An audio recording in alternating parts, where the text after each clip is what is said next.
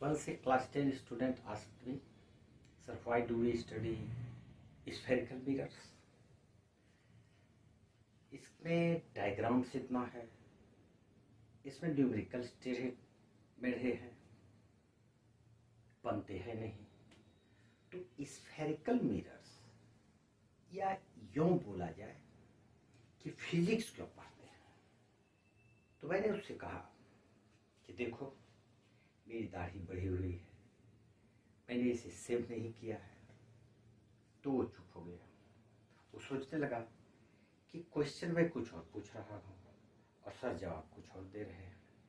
मैंने बात को ताड़ लिया। फिर मैंने कहा कि पूछे नहीं कि मैंने सेविंग क्यों नहीं किया। तो उसने पूछा। तब मैंने बताया कि मिरर्स जिसको देख के ये सेविंग करते हैं वो आज है ही नहीं। ऐसे ये जोक कर रहा हूं मैं, ठीक है।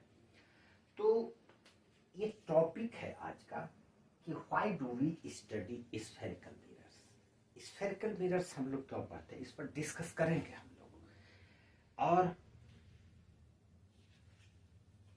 आपने सुना होगा सर्च लाइट,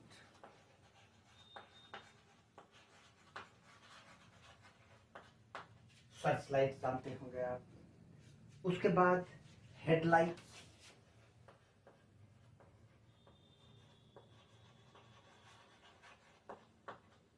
मोटरसाइकिल, कार, बस में जो हेडलाइट होता है, आगे में जो हेडलाइट होता है, उसमें हम लोग स्फेरिकल मिरर का यूज करते हैं। अगर स्फेरिकल मिरर हम लोग नहीं पढ़ेंगे तो ये कैसे जानेंगे कि कौन सा मिरर कहाँ हमको यूज करना है। इसलिए हम लोग स्फेरिकल मिरर को पढ़ते हैं। आज एक तो टॉपिक पर मैं डिस्कस करूंगा जिसमें कि सर्च लाइट में और हेडलाइट में। इसके अलावा एक और टॉपिक पर डिस्कस करूंगा मैं, डेंटिस्ट। डेंटिस्ट दांत को देखने वाले जो डॉक्टर्स होते हैं वो मिरर का इस्तेमाल करते हैं। किस मिरर का इस्तेमाल करते हैं और क्यों करते हैं। उसके बाद सेविंग मिरर,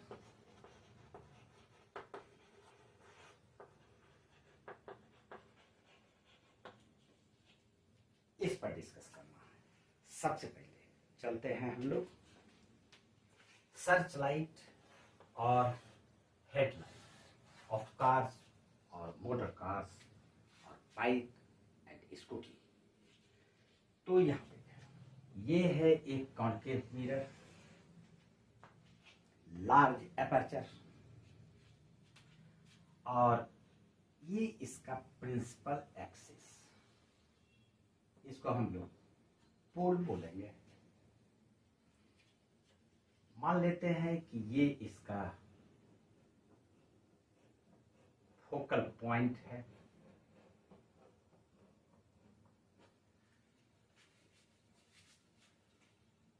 ये इसका फोकस होगा, मान लेते हैं। अब हम लोग यूज इसका पढ़ेंगे सर्च लाइट और हेडलाइट का। बल्ब जो होता है, आप देखेंगे सर्च लाइट टॉर्च जिसको बोलते हो, और हेडलाइट कार का, मोटरसाइकिल का, उसको जो खोलोगे तो उसके बिल्कुल सेंटर पर एक बल्ब रहता है, छोटा सा बल्ब। वो बल्ब यहां पर रखा जाता है। ये कौन सा पॉइंट है? तो ये पॉइंट है प्रिंसिपल फोकस। जब यहां पर वो बल्ब को रखा हुआ है, या वो बल्ब का स्विच ऑन किए, बल्ब चला। जब बल्ब चला तो उससे लाइट स्प्रेड करेगा, और वो स्प्रेड करके वो लाइट किस पर पड़ेगा? तो वो लाइट पड़ेगा ये मिरर पर। किस पर पड़ेगा? मिरर पर। किस तरह से पड़ेगा? तो ये इस तरह से, इस तरह से, और इस तरह से, और फिर इस तरह से। हम लोग 4 रेज लेते हैं, ज्यादा लेने में डायग्राम गंदा हो जाएगा ना। तो ये जो इस पर इंसिडेंस किया किया जानते हो कि फोकस होकर जो लाइट इंसिडेंस करता है आफ्टर रिफ्लेक्शन वो प्रिंसिपल एक्सिस के पैरेलल हो जाता है। तो ये प्रिंसिपल एक्सिस के पैरेलल ले लिए, ये पैरेलल, ये वाला जो है ये भी पैरेलल हो जाएगा। इससे क्या पता चल रहा है, ये बल्ब है, याद रखो एफ का मतलब फोकस, और फोकस पर ही बल्ब रखा हुआ है। ये जो पैरेलल रेज है, ये पैरेलल रेज काफी दूर तक जाता है। तो जब हम टॉर्च में और हेडलाइट में जब फोकस पर बल्ब को रखेंगे तो वो पैरेलल रेज काफी दूर तक जाएगा और हमको बहुत दूर तक का चीज, एरिया, रोड पर का ट्रैफिक दिखाई पड़ेगा। ये समझ में आ गया होगा, नहीं आया है कमेंट में लिखो, दूसरा डायग्राम बता देना। ठीक, तो ये सर्च लाइट में और हेडलाइट में हम लोग कॉन्केव मिरर का यूज क्यों करते हैं, क्योंकि वो मिरर फोकस पर अगर हम बल्ब को रखेंगे तो आफ्टर रिफ्लेक्शन रेज को पैरेलल कर देता है, जो कि काफी दूर तक वो लाइट पैरेलल जाता है और हमको दूर तक का ट्रैफिक दिखाई पड़ता है, धक्का मारने से बच जाओगे। आता है डेंटिस्ट की बात। डेंटिस्ट के लिए हम लोग क्या करते हैं, यहाँ पर एक डायग्राम बना देते हैं। कॉन्केव मिरर, प्रिंसिपल एक्सिस, ये पोल, क्लियर, ये फोकस और ये सेंटर ऑफ कर्वेचर। डेंटिस्ट क्या देखेगा, तो डेंटिस्ट देखेगा दांत को, दांत में कहाँ पर कीड़े लगे हुए हैं, ठीक, दांत तोड़ना होगा। उसके बाद शेविंग मिरर भी सेम चीज है, दोनों एक ही में देख लेते हैं, डायग्राम बनाने का जगह भी नहीं है। तो ये जो डेंटिस्ट का है वो इस तरह से मिरर को सेट करता है कि ऑब्जेक्ट हमारा पोल और फोकस के बीच में आ जाए।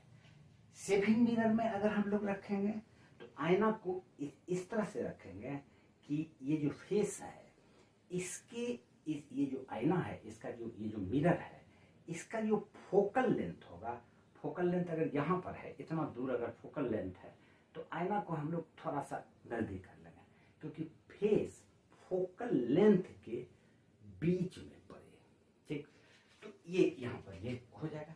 अब यहाँ से एक पैरेलल लाइन हम लोग इस पर डालते हैं, रिफ्लेक्ट करेगा तो ये फोकस होकर चला जाएगा, इस तरह से चला गया। और फिर दूसरा रे हम लोग इसके टॉप से होते हुए इस तरह से लेते हैं तो ये इधर से ही रिफ्लेक्ट कर जाएगा, लेकिन ये मीट नहीं करेगा, इंटरसेक्ट नहीं करेगा। क्यों नहीं करेगा, क्योंकि ये स्प्रेड होता चला जा रहा है, ये देख लो कम से ज्यादा होता जा रहा है। तो इसको हम लोग पीछे बना लेते हैं, तो ये पीछे बनाने पर ये कहीं ना कहीं यहाँ पर मिल जाएगा।